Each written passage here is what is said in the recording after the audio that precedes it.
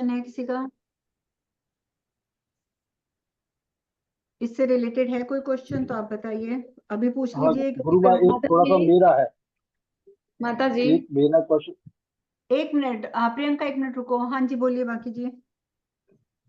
माँ, जैसे आपने अभी मनसा मैया का मंत्र बताया, ओम ह्रीम श्रीम क्लीम ऐं मनसा देवी स्वाहा। हम्म। इसमें माँ, इसमें थोड़ा सा अगर मेरे से गलती हो रही है तो मैं स्वाहा की जगह नमः लगाता हूँ, तो उसमें गलत कर रहा हूँ। बिल्कुल, क्योंकि जो मंत्र हमारे पुराणों में दिए गए हैं उस मंत्र के साथ हम छिड़कानी करने वाले कोई नहीं है। जहां नहीं, नमा किसी है के। वहां नमा है, जहां स्वाहा है वहां स्वाहा आएगा, जहां पर फट लगा है तो वहां फट ही आएगा। मंत्रों में जब हम हेर फेर करते हैं, मंत्रों की पावर को खत्म करते हैं। अगर भगवान ने एक मंत्र हमें अपने एक पुराण में लिख कर दिया है तो उन्होंने सारे पावरफुल शब्दों को, देखिए हर एक शब्द की अपनी पावर है, उन्होंने कुछ सोच के ही वहां स्वाहा लगाया है। ठीक है, उन्होंने अपनी, वो ये नहीं है कि सिर्फ कुछ ऐसे ही यहाँ स्वाहा लगा दो यहाँ नमा कर दो, ऐसा कुछ नहीं है। उन्होंने जो स्पेशल मंत्र बनाए हैं उसके पीछे कोई ना कोई रीजन होता है। ठीक है, तो अगर यहाँ स्वाहा बोला गया है तो स्वाहा ही आएगा। नमा का मतलब होता है जब हम सिर्फ प्रणाम कर रहे हैं। ठीक है, स्वाहा का मतलब होता है कि जो चीज गलत हो रही है हम उसको स्वा कर रहे हैं। किसी के ऊपर पॉइजन का असर हो गया है, जहर का असर हो रहा है, आपने उस पॉइजन को स्वाहा करना है, तो आप वहां पे स्वाहा ही लगाएंगे, आप नमन नहीं कर सकते वहां पे।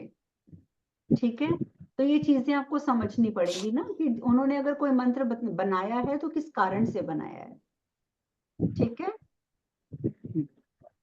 अब दूसरा, इंडिया में बहुत कॉमन है, अब मंत्रों की बात हो रही है, इंडिया में बहुत कॉमन है कि हम आते जाते हैं तो हमें कहीं ना कहीं गौ माता के दर्शन हो जाते हैं, है ना।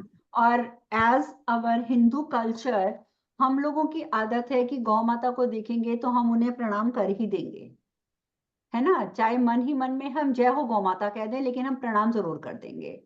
तो ब्रह्म वैवर्त पुराण जो सुन रहे हैं उन्हें तो पता ही होगा, लेकिन फिर भी मैं बता रही हूँ कि उसमें उन्होंने इस चीज के लिए भी एक मंत्र दिया है।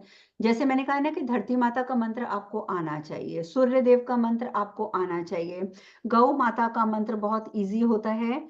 ओम कौन सा था ये, हाँ, ओम सुरभ्यो नमः।